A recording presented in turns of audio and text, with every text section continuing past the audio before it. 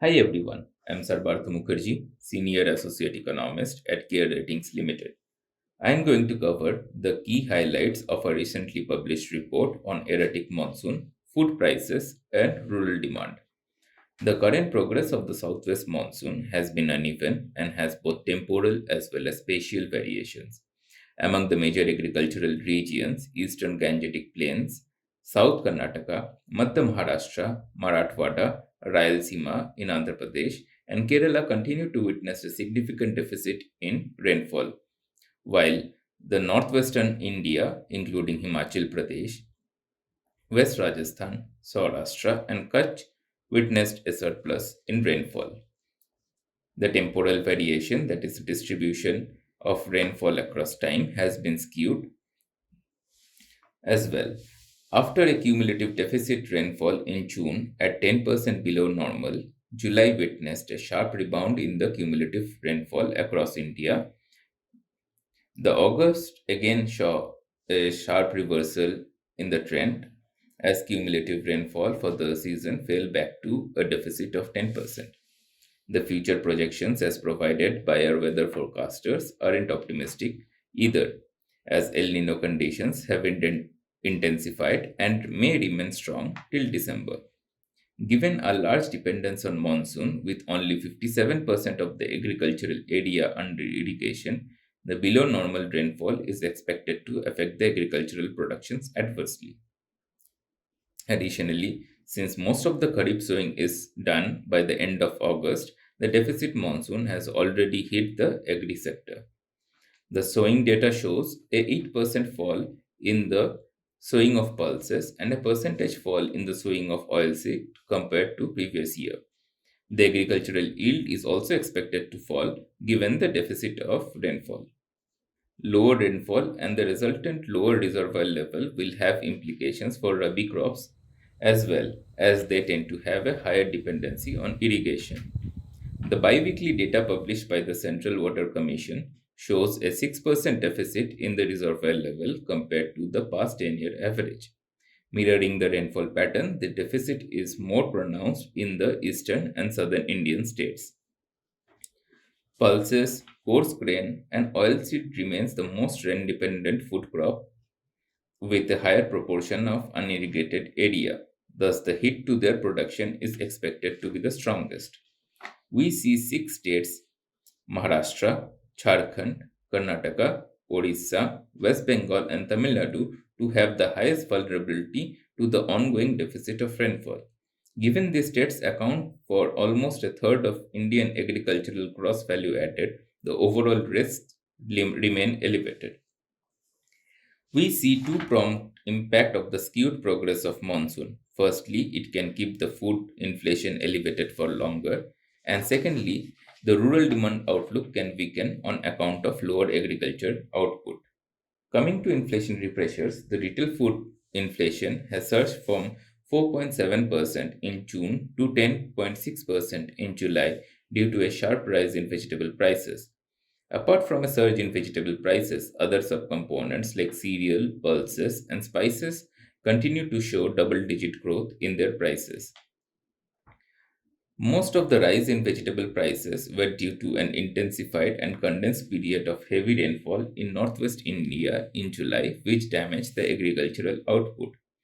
While the uptick in vegetable prices are likely to be transient, the rise in prices of cereals and pulses tend to be stickier. Thus, a poor harvest of this agricultural product can keep the overall food CPI elevated for longer. Global development don't support the domestic inflationary conditions either. The risk to the global food prices remains elevated with weather related disruptions across the world and geopolitical development. The fall of the Black Sea deal will add to price pressure in the global market as Ukraine's exports are expected to be impacted. Further, due to El Nino, palm oil production in Malaysia and Indonesia is expected to take a hit. Global vegetable oil prices rose by 12% sequentially in July. Given the direct influence of the food inflation on household inflationary expectation, the government would be wary of the building inflationary pressures. The center has already introduced preemptive measures to keep a lead on the food inflation through supply side interventions to boost the domestic availability. The recent restrictions on the export of non basmati rice, imposing 40% export duty on onion, and monitoring of the stock limits of pulses to prevent hoarding, and continuing ban on the wheat export that was imposed in May last year are some of the measures undertaken by the government. Comfortable buffer stock position in wheat and rice will provide some firepower to government to fight the rise in cereal inflation. The center may also look to cut import duties of certain essential food items and put restrictions on the export of sugar to tame domestic inflationary pressures. RBI is expected to remain cautious and employ a wait and watch approach to analyze the evolving inflationary pressures in the food basket.